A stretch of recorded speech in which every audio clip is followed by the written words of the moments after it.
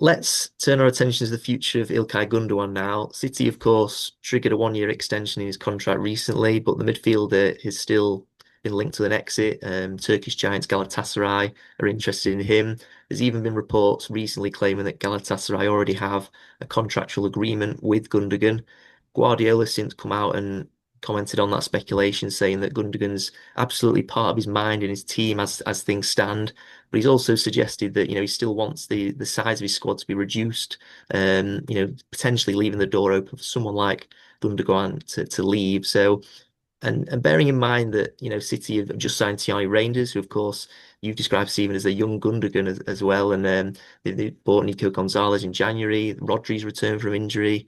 Other players like Bernardo Silva, Mateo Kovacic will come back soon. Mateus Nunes can play midfield. There's a lot of options there. Yeah. Do you think that there's still a realistic possibility that Gundogan could leave the club this summer? Yeah, look, it's with a heavy heart saying this, given he's decided he started the end of the season really well as well. To be fair, Gundogan always ends the season really well. It's just sort of when Gundogan comes alive, I think he takes a little bit of time to get his rhythm and so on. And we just know deep down, if he was here, he'd play really well alongside Rodri and so on because I can just feel it. He's found himself a little bit again. At City, but ultimately there is a squad overload. You've got if people want to play central of the attackers. You've got Shirky Foden who want to play central. They want to play in that 10 role. Bernardo Silva is going to play central a lot more because he's got more wingers out wide. As you said, Kovacic will return. He feels like too much already with his squad, which is already too much. Then Reinders, Rodri, and you've got Gundogan there, of course, Nico Gonzalez. Nico Riley will want to play midfield a bit as Yeah. well, potentially in the cup games. That's even without McAtee, who's obviously been moved, who probably will be moved on, and Jack Grealish will be moved on as well. Look, Gundogan, I think we have to be realistic as City fans, and I think the City have to be realistic as well. He's been fantastic, and I've got no doubt whatsoever that he'll be good if he's played this season. But they have this is the same mistakes they made the year and a half ago, where they lent on sentimentality and the age of these players and the trust, which is right. To be fair, you trust the players who've achieved that much for you, but I think they'll be looking to move on Gundogan simply because it's the right thing to do. We have to start thinking for the future. And they have to start giving those opportunities to Nico Gonzalez and Reinders and people like that because that is how clubs move forward and progress. And City have been caught in the situation they were last year. Though Gundogan fair doesn't really get injured. He seems to be pretty fit all the time, and he's a leader. And it's very hard. Gundogan is like I sort of wish it was a bit easier, but it isn't with Gundogan. It feels hard to let go of him. But I think he, unfortunately, is the obvious one to move on. Likewise, Kovacic actually, if anyone wants to come in for him, but I don't know if that's going to happen. But they can't go into the season with 10 midfielders. It's just too much. It's pushing 10, and like Echeverry wants to play central as well. I know you play off the wing and so on if he's there. It's got to be with a heavy heart, and Guardiola clearly still absolutely adores him, and rightfully so because he's so smart. Look at the quality of his goals as well. Once again, just Al Ain, but the quality of the goals is fantastic. His movement was really good against Wydad as well. Yeah, so unfortunately, I don't really see any scenario where he doesn't move on. I mean, he's the only one really of any interest, and someone has to go. So I think it is going to be Gundogan. Yeah, I think City, it's a bit of a dilemma for City because, as you said there, he's always fit. He's never injured.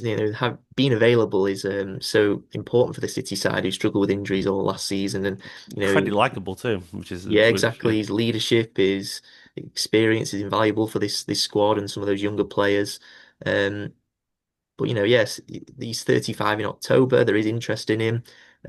He has come out after that Al Ain game. He did come out and sort of say that he wants to stay. He's happy at the club, and he still believes that he still feels he's got several years left in him at the highest level. Do you agree with that really? And do you think that, obviously he played a lot last season because of those injury issues City had? I think only Gvardiol played more games than Gundogan since the start of last season.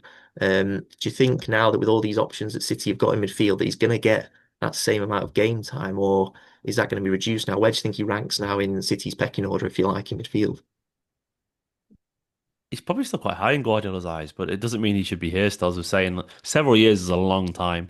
He is smart enough. I mean, the highest level depends also how you determine that. Like, could he play for Galatasaray for 4 or 5 years? Probably yes.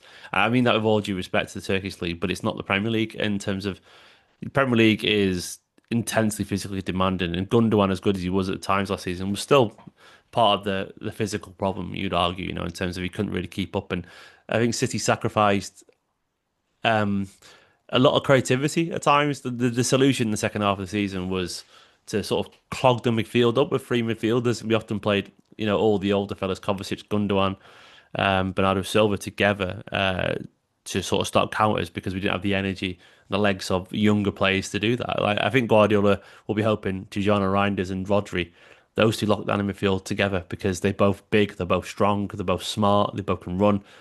Hopefully Rodri gets back to himself. And in that instance, you don't need three players there to do the job of two. And at that point, you can have Ryan Shirky do what De Bruyne used to do and just focus on creativity and so on. So I think that's the thinking there because as much as Gundogan can still offer something, there is limitations to it. His game and what he can achieve at City. It's look in terms of the pecking order. There's a big game tomorrow. Well, if Rodri's not there yet, so if presume Rodri's there, he's going to start. I think Reinders would probably still start ahead of Gundogan. I think Guardiola really likes him, and I think Guardiola, he probably slightly rates Gundogan more, but I think he'd understand the compromise of Reinders is the future and has sufficient quality to get to that level, so he'd start him still. So I think Reinders jumps above him, even though I think Guardiola probably still rates Gundogan as one of the best still. I think he does, I really does, because the way he talks about him, and probably not even wrong to be fair.